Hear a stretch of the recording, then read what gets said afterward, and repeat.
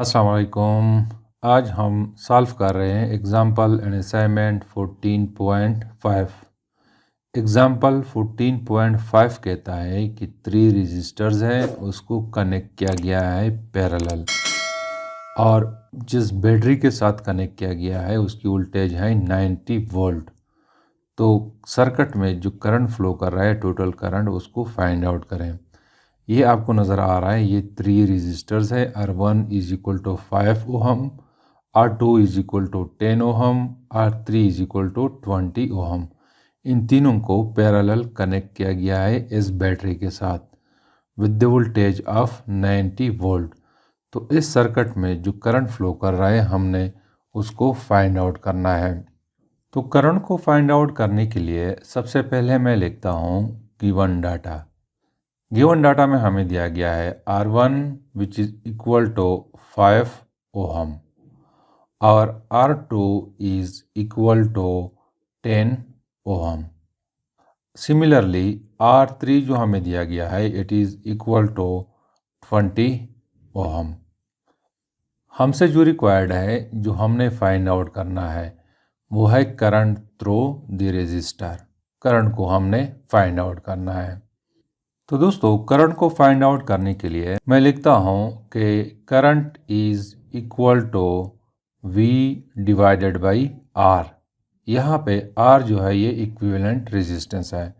इसको मैं नाम देता हूँ इक्वेशन नंबर 1। तो सबसे पहले हम R इक्विवेलेंट को फाइंड आउट करते हैं। तो दोस्तों, R इक्विवेलेंट को फाइंड आउट करने के लिए हमारे पास इक्वेशन है कि R equivalent is equal to 1 over R1 plus 1 over R2 plus 1 over R3। ये उस वक्त इक्वेशन है जब रेजिस्टर्स पैरेलल में कनेक्टेड हो। तो यहाँ पे हम वैल्यूज़ पुट करते हैं। तो 1 ओवर R1 जो है 5 ओहम है, प्लस R2 जो है ये 10 ओहम है, प्लस R3 20 ओहम्स है। अब इसका हम LCM लेते हैं। तो इसका LCM आ रहा है 20। तो फिर R इक्विवेलेंट जो है it will be equal to 20 into ऊपर आ जाएगा 4 प्लस 2 प्लस 1। तो यहाँ से आ जाएगा 7 डिवाइडेड बाई 20। अब हम क्या करते हैं कि चूँकि R इक्विवेलेंट डिनोमिनेटर में है, तो इसको हम ऊपर ले आते हैं। तो this will become equal to R equivalent will be equal to 20 divided by 7। तो यहाँ पे ओहम हो जाएगा। तो 20 को जब हम 7 पे डिवाइड करेंगे तो हमारे पास R इक्विवेलेंट की वैल्यू आ जाएगी 2.9 ओहम। तो ये R इक्विवेलेंट की वैल्यू हो गई है।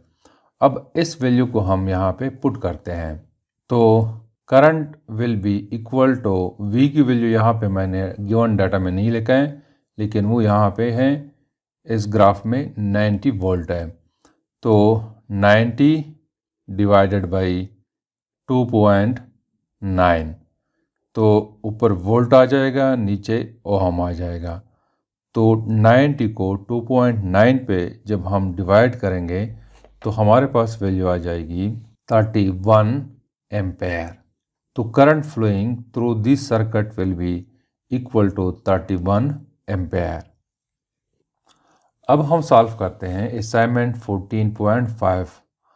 वो कहता है कि 3 रजिस्टर्स हैं, एक है 60 ओहम, दूसरा है 30 ओहम, तीसरा है 20 ओहम। तीनों को पैरेलल में कनेक्ट किया गया है with the battery of 90 volt. तो इस सर्किट में जो करंट फ्लो करता है उसको फाइंड आउट करें। तो करंट को फाइंड आउट करने के लिए मैं लिखता हूँ गिवन डाटा।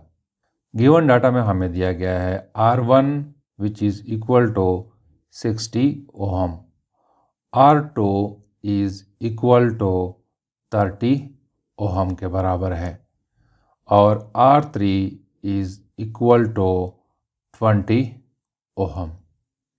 तीसरा हमें दिया गया है voltage which is equal to 90 volt.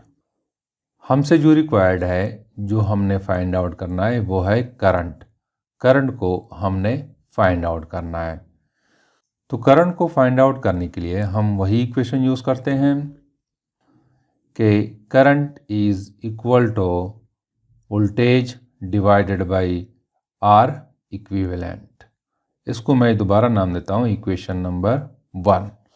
अब यहाँ पे V हमारे पास है लेकिन R इक्विवेलेंट नहीं है, तो R इक्विवेलेंट को सबसे पहले हम फाइंड आउट करते हैं। तो R इक्विवेलेंट के लिए हम वही इक्वेशन यूज़ करते हैं जो पैरेलल कम्बिनेशन में यूज़ होता है।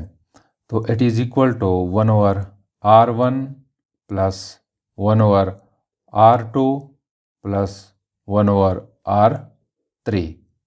यहाँ पे हम वैल्यूज़ पुट करते हैं। R1 जो है ये 60 ओहम्स है, प्लस R2 जो है ये 30 ओहम है, plus R3 it is equal to 20 ohm. तो इसका हम LCM लेते हैं, तो इसका LCM जो आ रहा है वो 60 आ रहा है, तो 60 हो जाएगा नीचे, ऊपर हमारे पास 1 हो जाएगा, प्लस 2 हो जाएगा, प्लस 3 हो जाएगा। उम्मीद है कि आपको पता हो कि LCM किस तरह लिया जाता है। तो this will be equal to 6 divided by 60, तो ये आ जाएगा। अब क्या है कि R इक्विवेलेंट नीचे है डिनोमिनेटर में, तो इसको मैं लिखता हूँ कि R equivalent is equal to 60 divided by 6, तो R इक्विवेलेंट आ जाएगा 10 ओहम। तो यहाँ पे इस केस में R इक्विवेलेंट की वैल्यू 10 ओहम है। अब हमने क्या करना है कि इस वैल्यू को यहाँ पे पुट करनी है। तो current will be equal to V की वैल्यू 90 वोल्ट है और R इक्विवेलेंट की वैल्यू 10 ओहम्स है, तो यहाँ से हमारे पास आ जाएगा 9 एम्पेयर। तो इस सर्किट में जो करंट फ्लो करता है वो 9 एम्पेयर है। So this is something about the example and assignment 14.5. Thank you.